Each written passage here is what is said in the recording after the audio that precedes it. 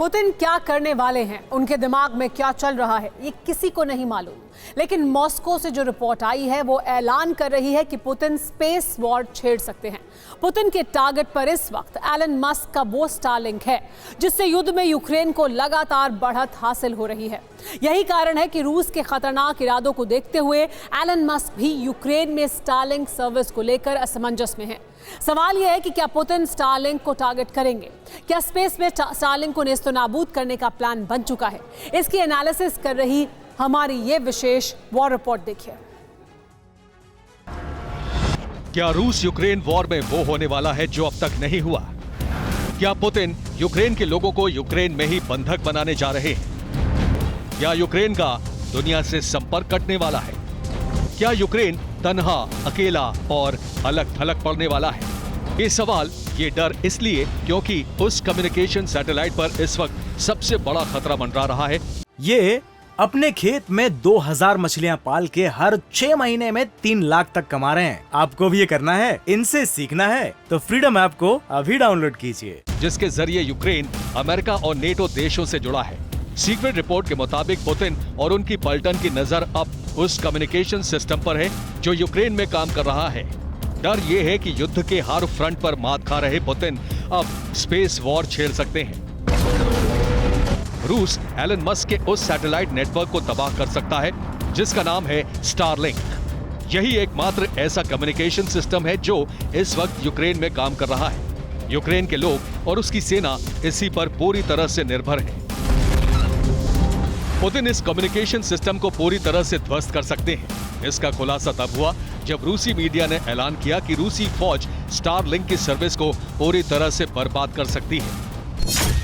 इसके लिए 500 किलोमीटर की मारक रेंज वाली 4000 मिसाइलों की जरूरत पड़ेगी।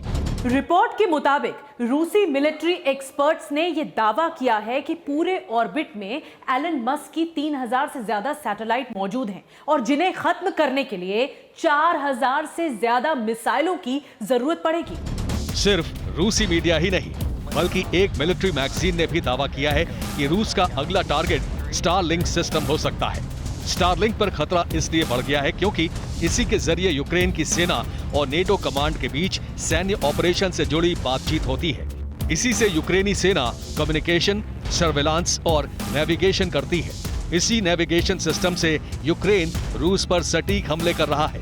यही वजह है कि रूस स्टारलिंक को तबाह कर सकता है। इसी महीने रूस स्टारलिंक सैटेलाइट कम्युनिकेशन सिस्टम को अपने इलेक्ट्रॉनिक जैमिंग डिवाइस से जाम करने की कोशिश भी कर चुका है। अब अगर रूस इससे पूरी तरह बर्बाद कर दे तो किसी को हैरत नहीं होनी चाहिए। इसी का डर एलन मस्क को भी सता रहा है। यही वजह है कि उन्होंने 15 अक्टूबर को ही ट्विटर पर लिखा था कि स्टारलिंक एकमात्र कम्युनिकेशन सिस्टम है जो अब भी यूक्रेन में काम कर रहा है। बाकी सभी खत्म हो चुके हैं। रूस स्टारलिंक को तबाह करने की कोशिश कर रहा है। स्पेसएक्स ने इसकी सुरक्षा और बढ़ा दी है। फिर भी स्टारलिंक अभी भी खत्म हो सकता है।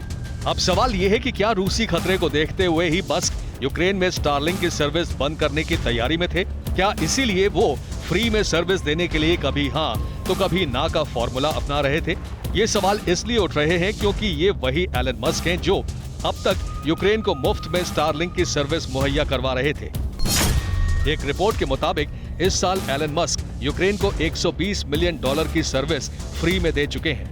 मस्क की कंपनी स्पेसएक्स के मुताबिक अगर ये सिलसिला आगे भी जारी रहता है तो इसकी लागत करीब $400 मिलियन आएगी। इसी का हवाला देते हुए मस्क ने यूक्रेन को फ्री में स्टारलिंक की सर्विस नहीं देने का ऐलान कर दिया था। एलन मस्क ने पहले ही साफ कर दिया था कि यूक्रेन को फ्री में मदद नहीं की जाएगी। अगर सर्विसेज चाहिए तो उसके लिए लाखों डॉलर चुकाने होंगे। मस्क यही नहीं रुके, उन्होंने बाकायदा लाखों डॉलर का जो बिल है वो पेंटागन भेज दिया, जिसकी वजह से जो स्टारलिंक सेवाएं दे रही थी और यूक्रेन को मदद कर रही थी उसका बिल पेंटागन को सौंपा गया और जल्द से जल्द चुकाने के लिए कह दिया गया। शक है कि एलन मस्क ने ये सब इसलिए किया क्योंकि उनके सैटेलाइट सिस्टम को रूस की तरफ से बड़ा खतरा है। शायद इसीलिए उन्होंने यूक्रेन में सर्विस बंद करने की तैयारी कर ली थी। लेकिन यहाँ सवाल ये है कि क्या वाकई रूस स्पेस वॉर छेड़ने वाला है? क्या सच में वो स्टारलिंक्स के सभी सैटेलाइट्स को बर्बाद करने वाला है? क्या ये संभव है? डिफेंस एक्सपर्ट्स का कहना है कि आज के दौर में असंभव कुछ भी नहीं है, लेकिन ये काम इतना आसान भी नहीं है। अगर पुतिन की फौज इसे मिसाइल से नष्ट करना चाहेगी तो इसके लिए हजारों मिसाइलों की जरूरत पड़ेगी। मिसाइल के अलावा रूस की साइबर सेना साइबर अटैक कर सकती है। डायरेक्ट एनर्जी वेपन और लेजर वेपन से भी स्टारलिंक को तबाह किया जा सकता है। एक विकल्प एंटी सैटेलाइट मिशन भी है, लेकिन इसके लिए रूस को स्पेस में सैटेलाइट लॉन्च करनी होगी। अब पुतिन स्टारलिंक पर हमले का कौन सा तौर तरीका अपनाते भी हैं या नहीं, इस सवाल का जवाब तो भविष्य में ही मिलेगा। Bureau report, TV9 Bharatvarsh.